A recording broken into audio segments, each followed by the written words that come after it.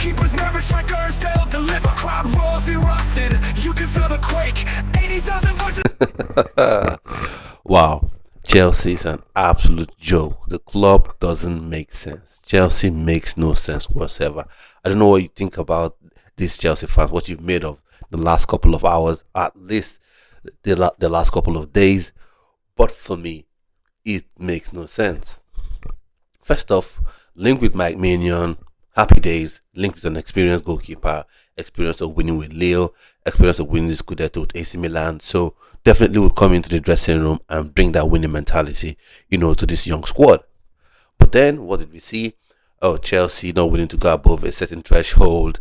AC Milan looking for the 25 million euros thereabout. Chelsea only willing to offer, what was it, 15 or something around that figure, around that ballpark. And they refuse to move their ground. Now, some people say, 29 years old, that's too, and then he has 1 year left on his contract. Why would you, want to go for him? Why would you want to, break the bank for him? Now, this is the sort of player you need. You have a goalkeeping issue. It's not like you have an in-prime Peter Cech in goal, or you have an in-prime Edwin van der Sar in goal. You have Robert Sanchez. It is a problem. It should be a priority area. For whatever reason, refuse, to get it over the line. At the end of the day, what it was about 4 million difference. And then, as if that was not enough, the Bynoe-Gittens thing got sort of outpriced by Borussia Dortmund, wanting 65 million euros. I think Chelsea had made up to, 55 million euros a bid for the player. Dortmund now requesting for 65 million euros transfer outlay, and Chelsea have walked off the table. Now, for me, it would have been nice to have exciting player, pace, skill, technique, with huge ceiling, the high ceiling, but he was never a priority area for me, at least in my opinion. I still felt you have Pedro Neto, you had Noni Madueke, you had Tyreek George as well, that could come in and do a job. And who knows, maybe Modric could come back, who knows. But it was definitely not a priority area for me. The priority area was striker and goalkeeper. You're really upset, missed out on Mike Maignan. Now you say, okay, Mike Maignan, you missed out on him, you missed out on Bynoe-Gittens, and then back to the Mike Maignan thing.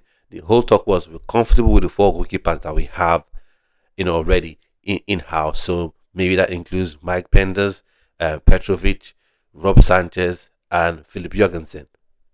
But Petrovic was one of the best performing goalkeepers, or I could say alongside him and Mike Penders, he is the best performing goalkeepers on Chelsea's books.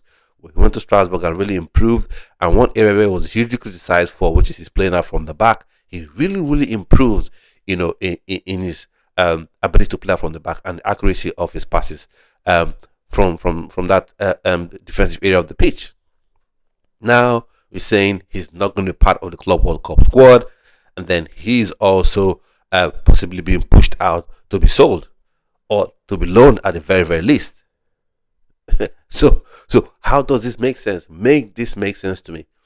It was meant to be, we're comfortable with the 4 goalkeepers we have. We don't want to rush into anything. And now you've got yourself Mike Penders, and now you've got Petrovic leaving the team, going out on loan possibly, or even going to be sold. So make that make sense. It doesn't make any sense to me.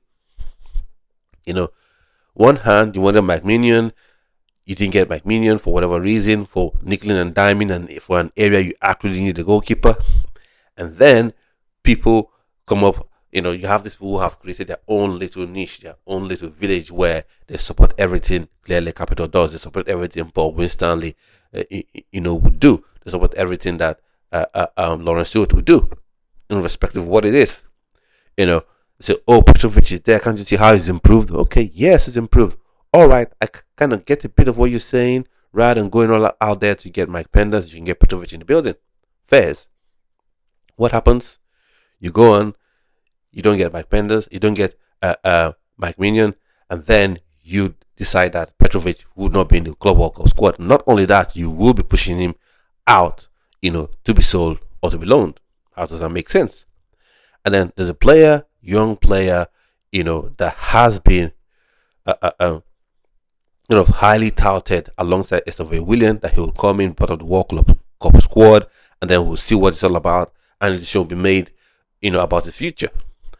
And that is Kendrick Pyers. He came into the, he's been with the team, and then a few days to the Club World Cup registration, he's told he's not part of the squad. How does that make sense? Okay, he's a young player, maybe going out to Strasbourg on loan could be more beneficial for him in the long run. Let's see how that shakes out. So it doesn't make sense to me. On the other hand, clubs that really want to win, Liverpool, they've got your Florian Wirtz. They won the league title. Now, should they rest on their laurels? Probably they will be forgiven if they have done that. But they say, no, we're going to go out there and we're going to stack up and improve our squad. So they've got Frimpong in the building pretty early. They went out and now they've got Florian Wirtz. Keke is also in the works to join the team with Mo Salah, to join the team with Van Dijk. You join the team of winners. But what is the board doing in the case of Chelsea? I just don't know. It just doesn't make any sense to me.